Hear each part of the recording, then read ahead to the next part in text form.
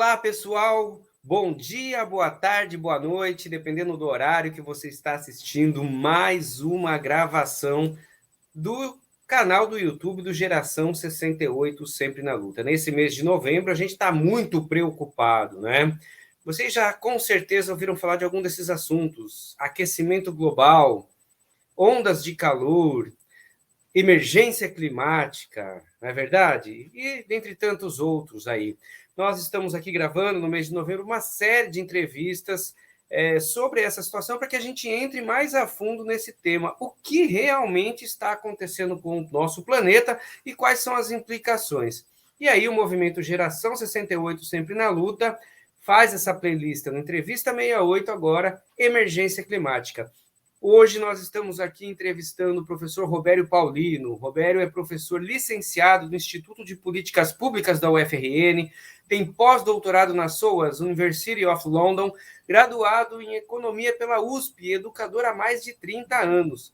Robério é autor de diversos artigos e dos livros Século XXI, O Mundo em Convulsão. Também escreveu O Estado Opressor e Civilizador e O Socialismo no Século XX, O que Deu Errado? Uma referência na busca por justiça social e igualdade de direitos. Ele também é um lutador social há mais de 40 anos, tendo participado, inclusive, da luta contra a ditadura militar, sendo, por isso, demitido do Centro Técnico Aeroespacial, CTA, em São José dos Campos, ainda no fim da década de 70. Foi orador no grande ato da campanha das Diretas Já, em Belo Horizonte, em 1984, ao lado de Ulisses Guimarães, Tancredo Neves e Lula.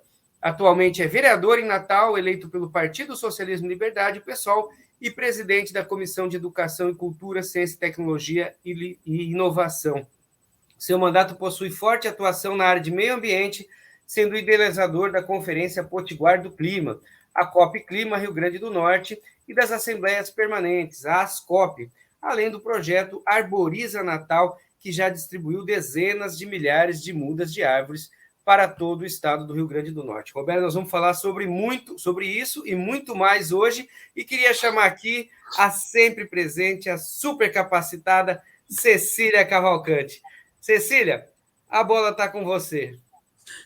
Olá a todos, bem-vindos novamente ao canal YouTube do Geração 68, agora entrevistando o professor Robério Paulino, um prazer enorme estar conversando com você aí de um assunto tão complexo como tem sido a discussão e o debate sobre as mudanças climáticas.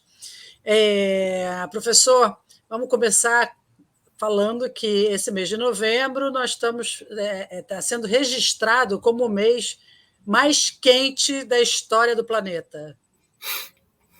E não só por uma questão do El Niño, que todo mundo fala assim, é culpa do El Niño, mas nós sabemos que a culpa é do ser humano e das emissões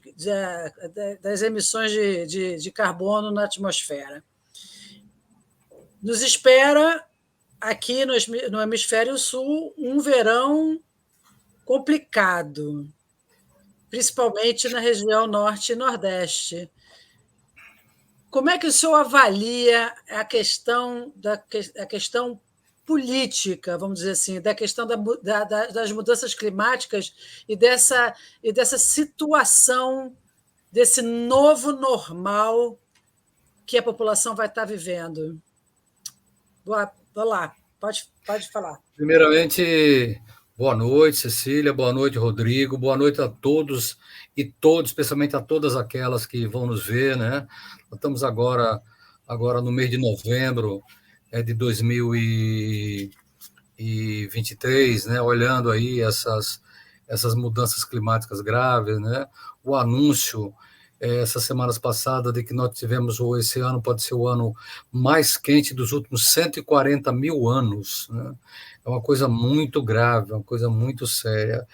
O Atlântico, talvez esse ano, a superfície do Pacífico, tenha o ano mais quente de toda a sua história. Nós temos aí as enchentes no Rio Grande do Sul, 3 ondas de calor sobre o centro do Brasil, parada acima do Brasil nos últimos meses, né?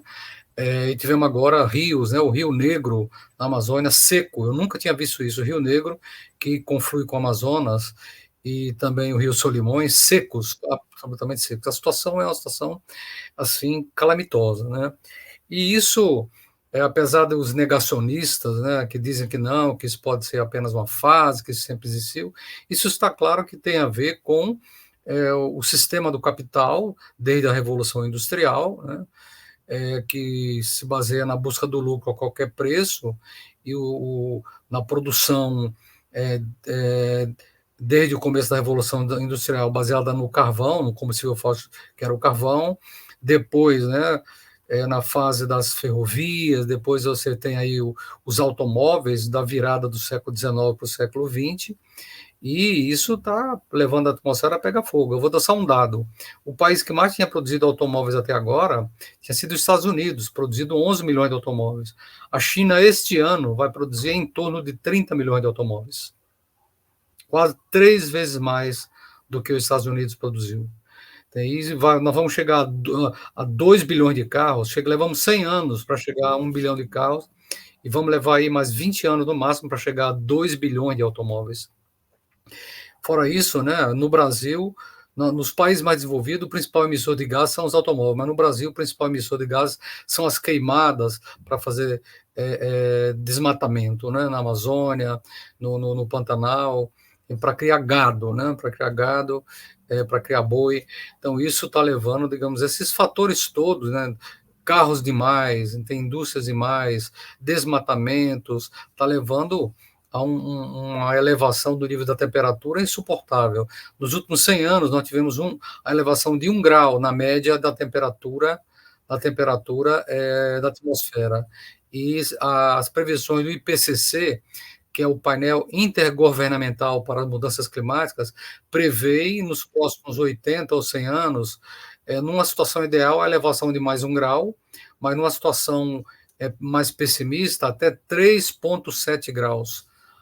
Da média de temperatura de hoje, né, fora 1 grau que já aumentamos nos últimos 7 anos. É um horror, literalmente um desastre.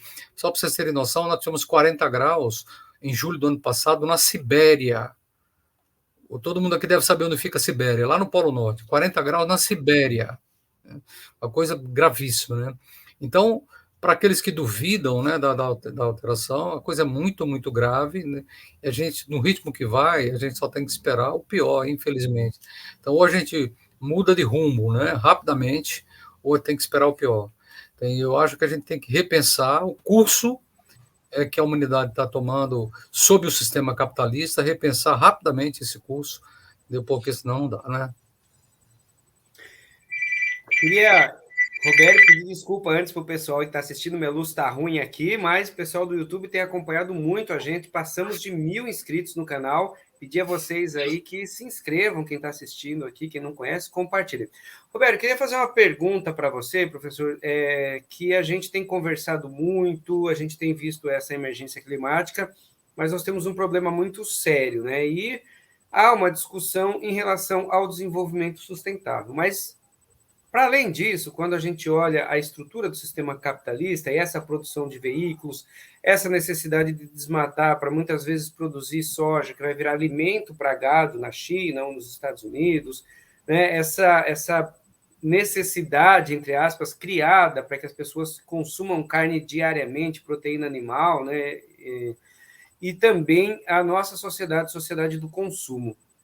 Queria que você fizesse uma relação, professor Roberto, dessa questão que está colocada dentro do sistema capitalista, que é o incentivo ao consumo, né? E como que a gente poderia, enquanto pessoas, porque a gente sabe que a gente vai ter que fazer um combate muito sério com as grandes empresas, grandes indústrias, poluentes e tudo mais. De maneira individual, além da luta que nós temos que fazer no dia a dia, né? Como que nós poderíamos organizar ações, e daqui a pouquinho nós vamos falar, mais tarde, um pouco sobre os projetos que existem aqui na cidade de Natal, mas como que nós podemos, no nosso dia a dia, organizar ações para que a gente consiga romper com isso, né? Consiga romper com essa lógica consumista do sistema, que a gente consiga tentar mitigar, pelo menos, essas ações aí devastadoras. Nós vimos aí no governo Bolsonaro o ministro da Saúde, o ministro do Meio Ambiente falando que tem que passar a boiada mesmo, vão aproveitar esse momento da pandemia. Como que a gente consegue combater esse sistema que leva ao consumismo, que leva a essa situação colocada nesse momento? Olha, Rodrigo, eu estou falando de Natal, como você também, né? Tem um shopping aqui em Natal, não quero citar o nome, que a propaganda todo ano é assim, termina assim, compre, compre, compre, né? Antigamente havia uma propaganda de havia propaganda de um pequeno chocolate redondinho, que era assim, compre, compre, compre, vocês devem lembrar, né? Compre, compre, compre. E esse shopping aqui repetiu, né? Compre, compre, compre, né? Ou seja, é o estímulo ao consumo permanente. Aí aparece um monte de senhoras e famílias com aquela sacola, saindo do shopping cheio de sacolas, né? O estímulo ao consumo, mesmo quando as pessoas não precisam. Eu acho que o problema é esse. Será? Nós temos que perguntar, né? O capitalismo precisa disso, precisa vender, vender, vender para lucrar, lucrar, lucrar. Agora a pergunta é: será que nós de fato precisamos, a humanidade precisa mesmo de tudo que é produzido e consumido hoje? Será que nós precisamos de tudo que é produzido e consumido? É muito questionável. Eu vou dar um exemplo para vocês. Na minha época, eu e meu irmão e as pessoas mais velhas, nós tínhamos um estojo de lápis colorido e eu dividia com meu irmão na escola. Ele tinha uma aula, depois eu pegava aula. Hoje, qualquer criança, mesmo uma criança pobre, tem um estojo e eu tinha um lápis e uma caneta para escrever. Hoje, qualquer criança, mesmo uma criança pobre, tem 10, 20, 30 lápis num pequeno estojo e canetas, porque ficou tão barato comprar uma dúzia de lápis coloridos num bairro aqui em Natal chamado Alecrim, que você compra por R$ 5. Vem da China, uma dúzia de lápis coloridos, R$ 5. Então, não é o problema do preço, é o problema do desgaste que é para a natureza, esse produtivismo todo. Será que é necessário produzir mesmo tudo que é produzido hoje? A quantidade de brinquedos, entendeu? A quantidade de cerveja, de bebidas e roupas. Olha, Rodrigo, você vive e usa muito camiseta. Será que a gente precisa mesmo? Não pode usar uma camiseta mais simples, tem que usar mesmo as roupas que muita gente usa. Eu também estou de camisa hoje, mas eu uso muito a camiseta mais barata, né? Mas a sociedade hoje é a sociedade do consumo, da aparência. E as pessoas não podem comprar, se não comprar alguma coisa de marca mais caro, já se sentem menores, né? É uma bobagem, né? É uma bobagem. Então, o problema todo é que o consumo hoje na sociedade está exagerado. Evidente que tem outro problema. Tem pessoas que consomem de menos. Na África você encontra pessoas com fome ainda, né? Você encontra no Brasil pessoas com fome, 10, 15% de pessoas com fome. Agora, nós vamos ter, eu sou a favor, vou adiantar, eu ia falar isso mais para o final, mas vou adiantar aqui agora, eu sou a favor, sim, do controle populacional.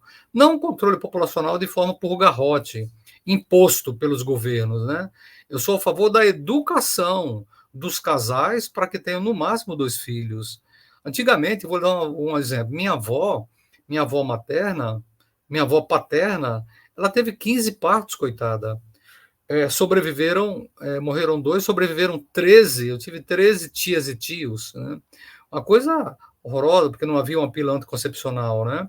E a população humana hoje chegou, ano passado, a 8 bilhões de seres humanos. A Bíblia fala, crescei e multiplicai-vos. Eu acho que está na hora da gente rever isso, né? Felizmente, as mulheres de hoje estão tendo cada vez menos filhos, né? Os casais estão optando até por não ter nenhum filho, usar o dinheiro para ir viajar. Então, mesmo as mulheres pobres hoje estão se colocando um limite de 2 filhos, né? Isso é muito bom, ao contrário das coitadas das nossas vós, né? Que tinham 15, 13, 17 filhos, né? Muito ruim. Então, isso está mudando, os costumes estão mudando, mas a população humana tem que diminuir, tá certo? Tem que dar uma marcha ré, eu acho que tem que dar marcha ré. Alguns países como Rússia, a população já está envelhecendo e está diminuindo, e eu torço que no mundo inteiro a população diminua, porque A questão é, se você, digamos, tem uma população cada vez maior, você precisa de cada vez mais alimento, você precisa de cada vez mais roupa, de sapatos, né? De utensílios domésticos, precisa mais residências, você precisa de mais transporte. Então, essa questão tem que ser repensada, o crescimento populacional. E antes de passar a bola para você, Cecília, só dar um exemplo, né? Que a questão ela se torna muito individual e não coletiva. Eu trabalhava numa escola em uma ilha, lá na bacia de Guaraqueçaba, era uma ilha. Só que lá o lápis de cor era dividido com todo mundo, né? Os materiais da escola, eles eram coletivos, não era cada aluno tinha o seu, sabe? Todo mundo utilizava de maneira coletiva. Isso daí pode ajudar a diminuir bastante. Desculpa, Cecília, passando para você. Não, nada. É sempre bom exemplificar. Primeiro, um comentário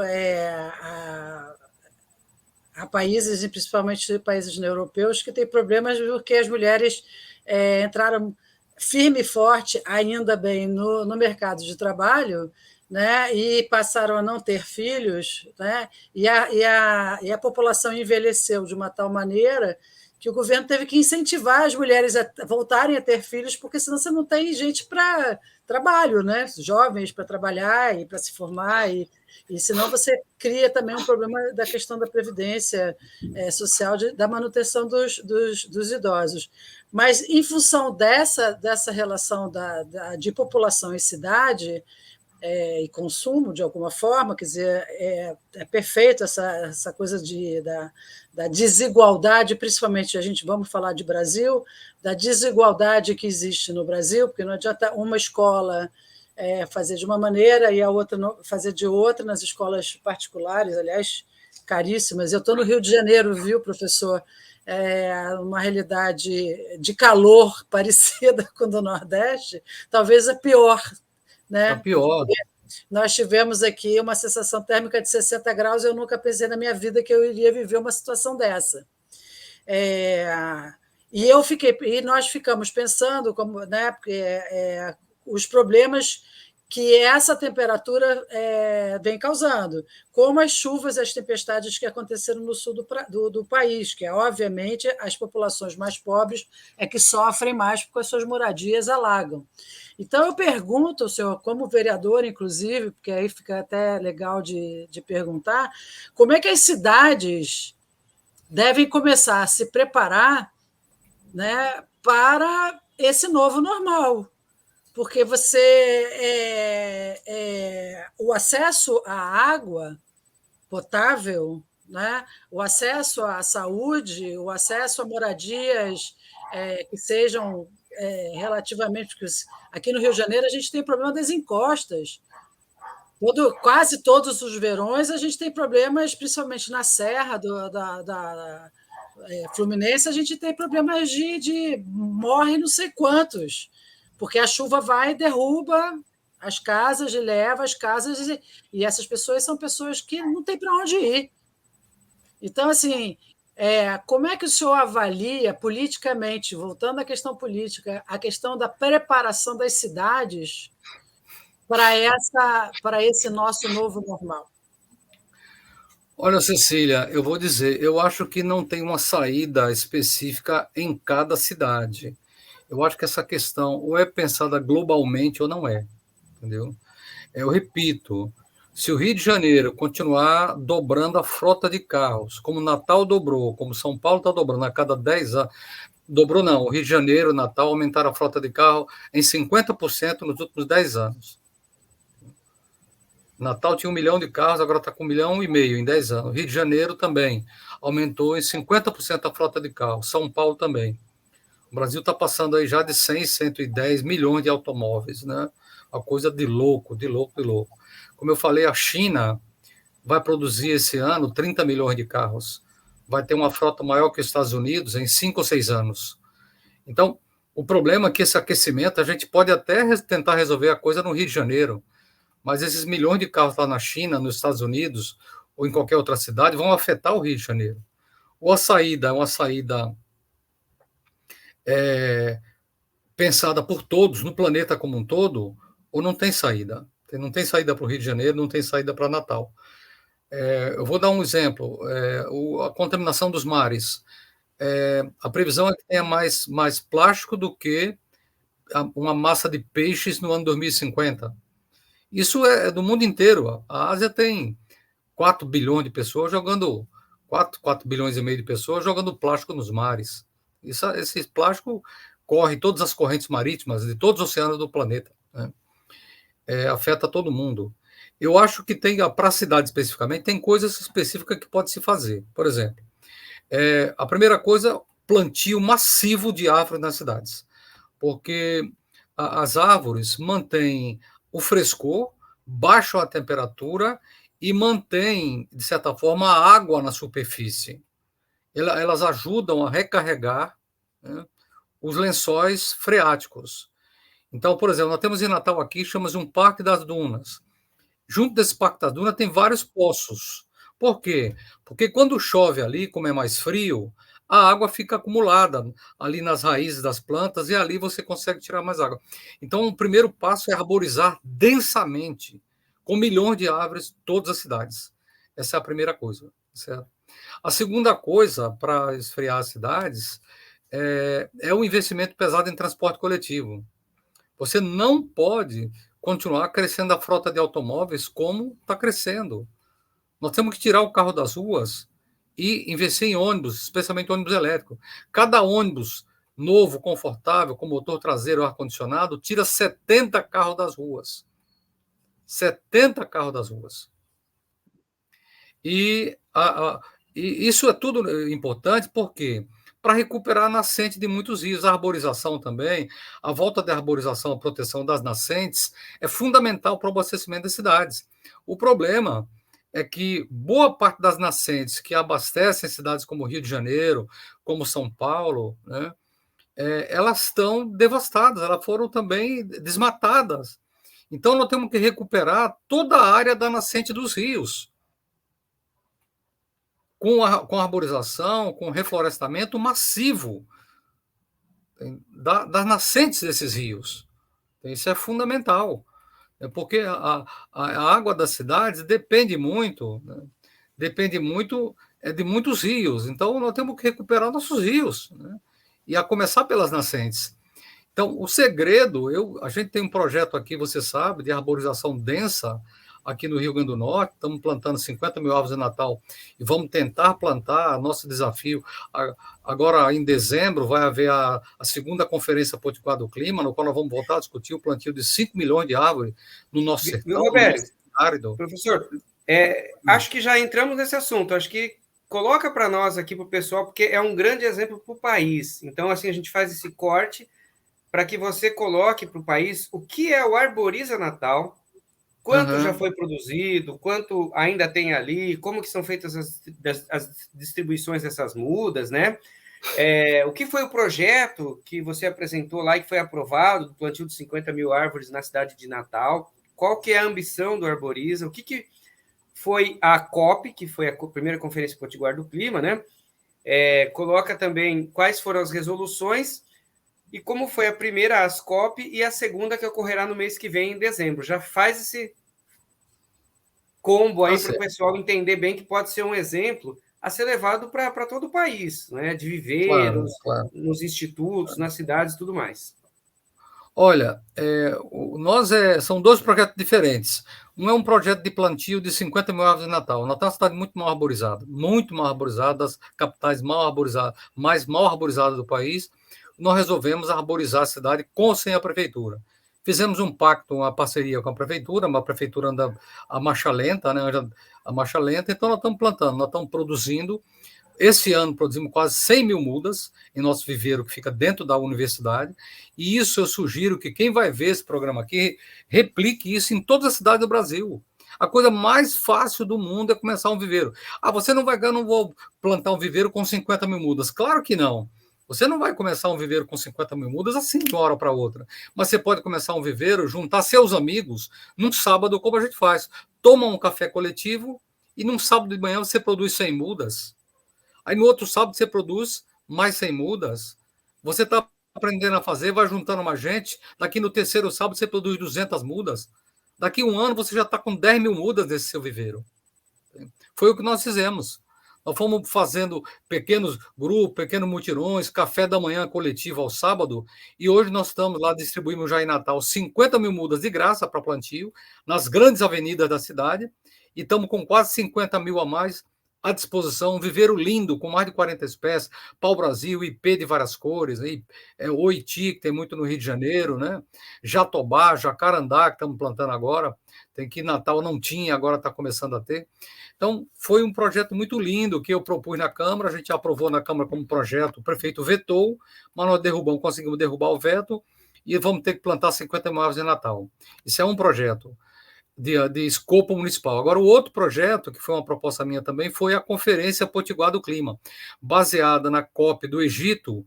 A gente aprovou realizar e realizamos em abril passado, a primeira Conferência Potiguar do Clima, a COP Potiguar. Nós tivemos quase 700 delegados, né?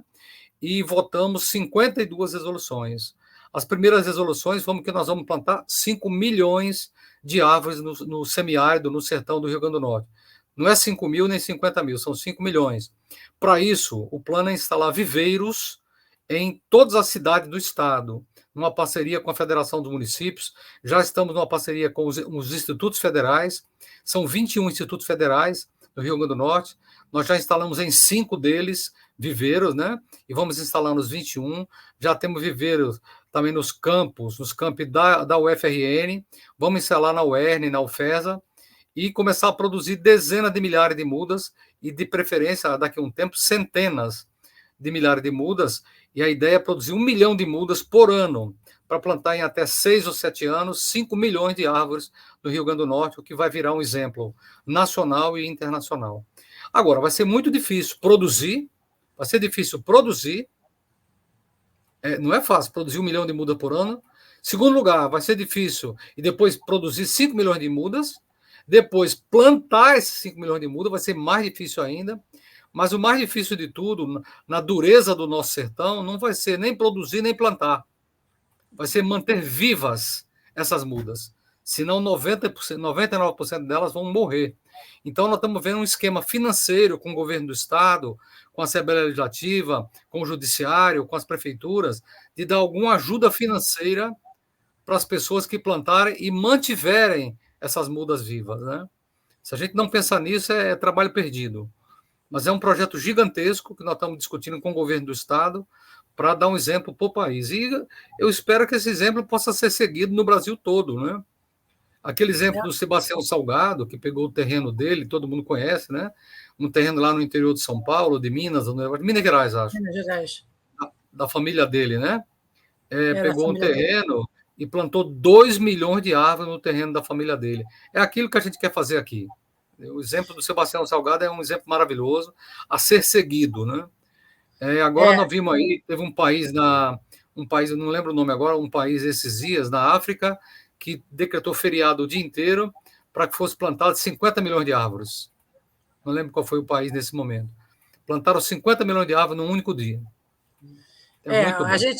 O G68 entrevistou o climatologista Carlos Nobre, que é especializado na área da Amazônia, e ele disse que para a gente não... Nós estamos quase chegando num ponto sem retorno, a Terra aquecer mais de 1,5 grau, o que seria já catastrófico. E ele disse que uma das soluções seria realmente o reflorestamento da Amazônia, da parte que já foi desmatada da Amazônia, e esse reflorestamento seria absolutamente uma questão sine qua non para que a floresta não morra por causa desse ponto, né, que é um ponto do ponto de catástrofe da floresta morrer, porque se você, né? E a gente viu agora que o BNDES vai investir alguns milhões de reais no reflorestamento da Amazônia, e eu espero que outras, até empresas que sejam ligadas à área do meio ambiente, ou não, mas que queiram entrar na área do meio ambiente, né? Pessoas, empresas e outras cidades sigam o exemplo de Natal e que consigam começar seus próprios reflorestamentos. A gente não pode esquecer, eu estou aqui no Rio de Janeiro, a gente está cercado pela Mata Atlântica, né? Então, quando a gente olha, ela vai diminuindo, daqui a pouco ela acaba. Mas eu só tenho a agradecer, professor, queria as suas considerações finais e te agradecer muitíssimo, porque realmente esse projeto de Natal é um grande exemplo. Eu espero que as pessoas que ouçam procurem seus prefeitos e seus vereadores e comecem a salvar o planeta. Só, Robério e Cecília, só o Quênia. O Quênia foi um dia de feriado, plantaram 100 milhões de árvores e o objetivo deles é chegar a 15 bilhões. Pesquisem lá no Google, que é uma iniciativa fantástica. Desculpa mais uma vez interromper, mas acho que é legal. Nossa, foi ótimo, foi perfeito dar o... Exatamente, foi o Quênia. A Quênia, 100 milhões de árvores num dia só, eles plantaram, envolveram toda a população, a criançada, foi muito importante. Eu acho que o Brasil podia seguir esses exemplos, né? Espero que o presidente Lula aí tenha coragem, né, de enfrentar esse empresariado que não tem consciência ambiental nenhuma, né? E faça esse tipo de coisa. Mas, enquanto não fizer, nós vamos fazendo o que a gente pode. Cecília, você perguntou, minha consideração final é o seguinte, eu que todo mundo que está me escutando aqui, não espere, monte um viveiro, nem que seja dentro de casa. Às vezes você está morando num condomínio e um pequeno pedaço de faixa de 1 metro por 10, uma tirinha de 1 metro de largura por 10, você planta 1000 mudas. Com que material, professor? Peça no seu condomínio, ou nos seus parentes, nos seus amigos, na sua escola, saquinhos de 1 quilo, de arroz, de feijão, de milho, de açúcar, saquinho de 1 quilo, entendeu? Serve para produzir muda. O que mais? Pó de café, a gente usa muito aqui, a borra do café, como adubo, a casca de ovo é cálcio puro, a gente pede. No nosso viveiro aqui, todo dia chegam centenas de casca de ovo, e quilos de pó de café que a gente pede na sala de aula, e as pessoas estão trazendo. E saquinho de 1 quilo estão chegando a centenas. E as prefeituras vêm buscar muda, a gente pede que tragam barro ou estrume, tragam adubo, elas trazem. Então, a gente não gasta quase nada. O nosso custo de produção de muda é muito barato, porque é baseado em materiais, né, que são quase todos doados. A gente compra, no máximo, de vez em quando, saquinhos, né, que falta saquinho, compra saquinhos menores, porque o saco de 1 quilo, às vezes, leva uma massa de terra muito grande. A gente compra um saquinho menor para produzir pau-brasil, IP. E, além disso, todo o nosso trabalho aqui é voluntário. Então, sábado pela manhã, a gente faz um café da manhã coletivo, esse é o segredo, e depois, cada voluntário enche 30, 50, 100 saquinhos, é uma coisa linda. É uma festa. Todo sábado é uma festa aqui na UFRN. Atrás de um dos centros nosso aqui, chamado Xixila, é uma festa. Então, eu sugiro que todo mundo que vê esse nosso programa aqui, faça isso aí no Rio de Janeiro, em São Paulo, no país todo, faça isso. Junte um grupo de amigos na sua casa ou no seu condomínio, marca um café coletivo de sábado de manhã, é divertido, entendeu?